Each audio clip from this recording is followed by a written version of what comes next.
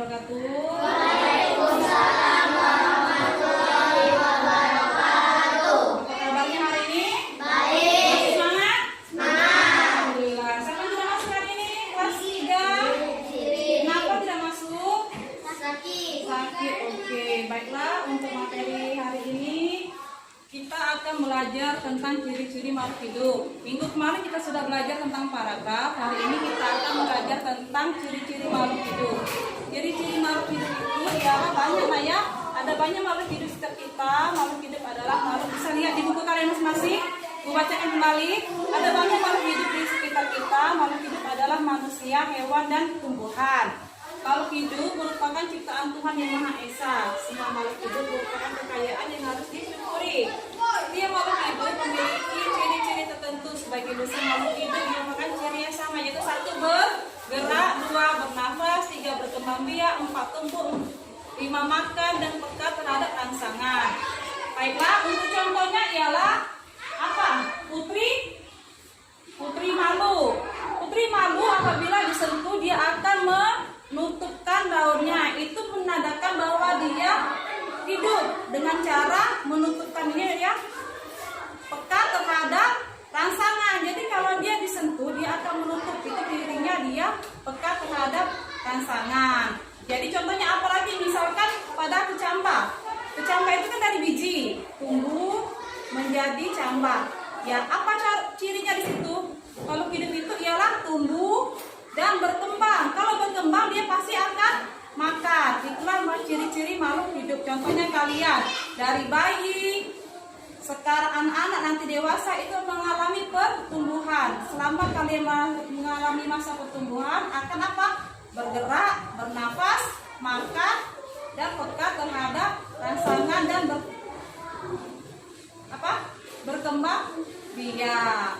Baiklah, untuk hari ini bahasa Indonesia kalian sebutkan 4 ciri makhluk hidup dengan menggunakan kosakata atau kalimat yang benar untuk tugas hari ini.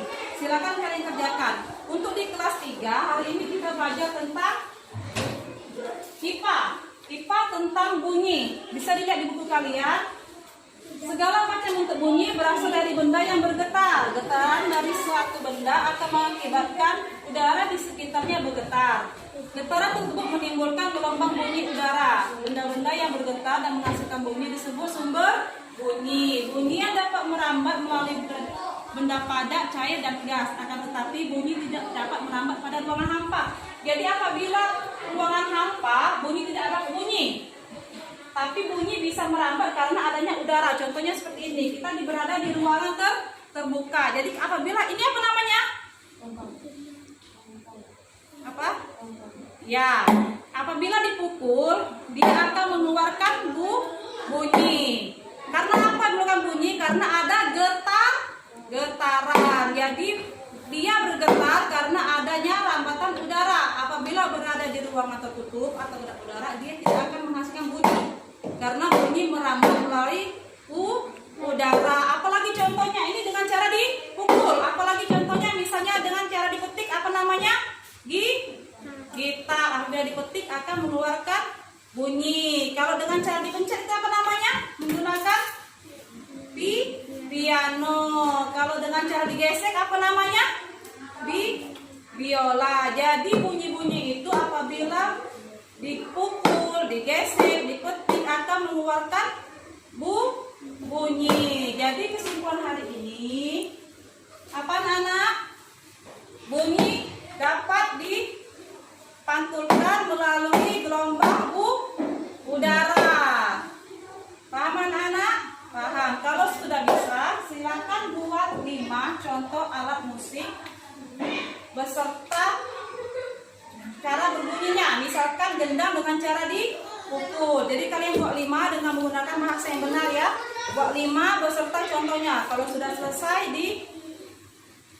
kumpul ke depan. Baiklah, kesimpulannya ialah bunyi dapat merambat di ruangan terbuka dan tidak dapat merambat di ruangan hampa udara. Sedangkan makhluk hidup merupakan 4 cirinya, yaitu bernafas, bergerak, berkembang biak, dan peka terhadap rangsangan. Demikianlah hari ini untuk materinya.